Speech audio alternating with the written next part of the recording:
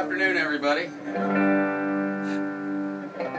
I'm your host, the Scooter from Granville Guitars, and I've been asked by my good friend Dickie here to walk through a few of my pedals, some of which are very popular and some of which I've only made one or two of, but all of which have found a home on my pedal board. First off, this guitar, certain parts of it have been seen on other videos that I've done that are out on YouTube. This pickup set used to be in my black Strat. It's a DiMarzio Area 61 in the neck, and we have a DiMarzio 54 Pro in the middle, and a Duncan Hot Stack in the bridge, which I'm told is not available anymore. It was a custom shop one. It's got like 20K of DC output. It's very big, very thick, very P90-ish almost, without a lot of noise. I've also got the mod switch right here, which removes the tone controls, adds a little more clarity. I honestly don't use it that much because I like the sound of it the way it is, but it's kind of fun to listen to what these pickups sound like without any tone controls, or volume controls for that matter. It completely bypasses everything. And right now these pickups are living in my 2011 it's a blacktop Strat, basically, a Mexican blacktop Strat, which I bought with the idea of putting a particular set of pickups in, and I don't have those pickups anymore, so this ended up with these, so it looks more like a normal Strat. It's got my preferred Wilkinson tremolo in it. Other than that, it's pretty stock. I love this tremolo because it's real smooth. It stays in tune fantastically once it's set up, and it's very sensitive. It just stays in tune like a champ. Okay, the amp is my what I like to call my Bassman Junior. It's a Blues Junior that I've done quite a bit of work on. Some popular mods, some things of my own stumbling upon. It's got a custom cabinet that is solid maple, finished with nitrocellulose. It has a Celestion 70th anniversary G12H in it, JJ power tubes. It has Sovtek 12A Y7 and V1. It's got a long plate JJ 803S in V2, and it has a balanced JJ for the phase inverter tube in V3.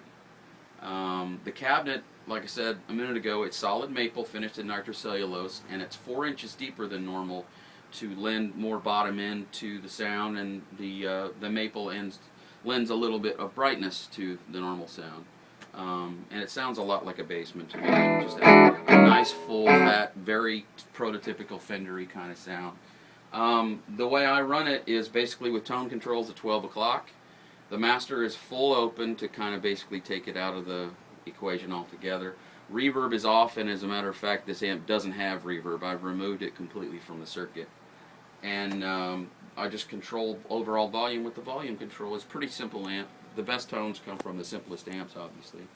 And it kind of makes it more fun to play different pedals with. The pedal board is by our friends over at Pedal Pad, rather, in Topeka, Kansas, and I'm a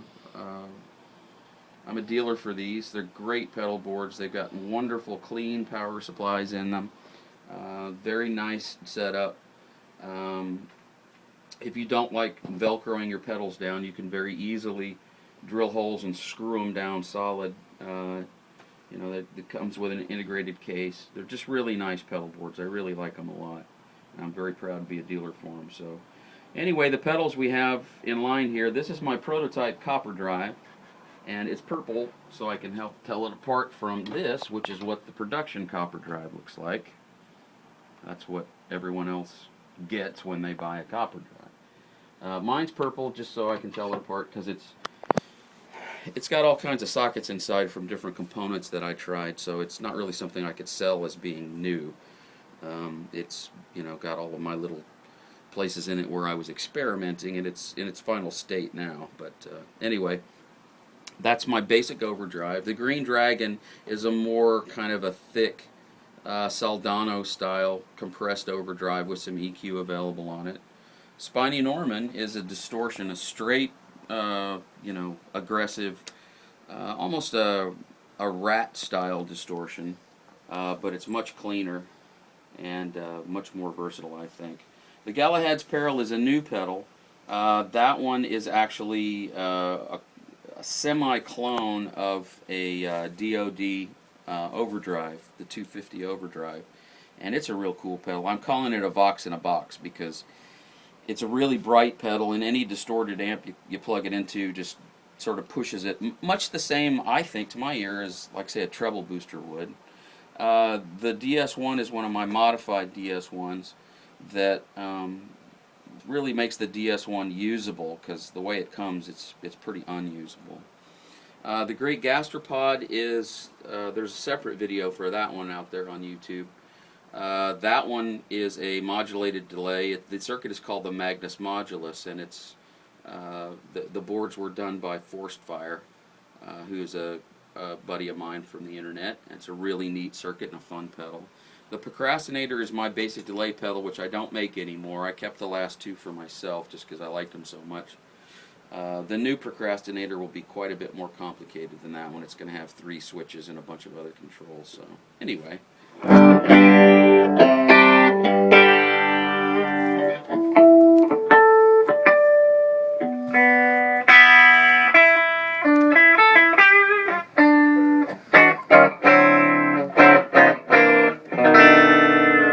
That's the basic dry sound.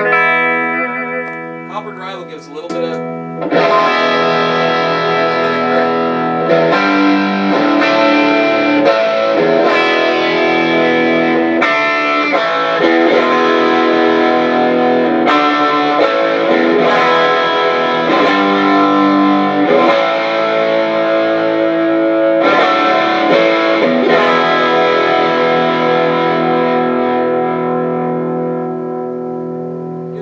grit. Without getting in the way of the basic tonality. The Green Dragon, on the other hand, is definitely going to get in the way of the basic tonality.